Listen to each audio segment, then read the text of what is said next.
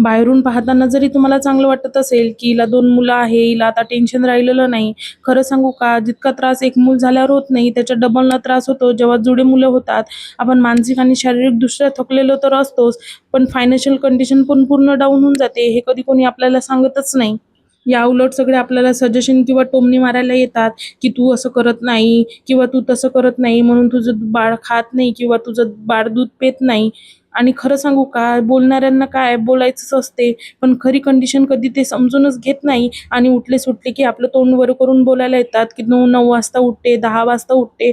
अरे तुम्ही 10 मिनिट बाळाला सांभाळू शकत नाही. मी तर दिवसभर त्यांना सांभाळते, घरची कामे पण करते, माझी सासूबाई हेल्प करू लागते आणि माझा नवरासुद्धा. तरी पण आम्हाला तिघाला एवढा त्रास होतो आणि तुम्ही 10 मिनिट जरी बाहेर घेतलं त्यांना, तर तुमच्या नाकी नऊ येऊन जाते.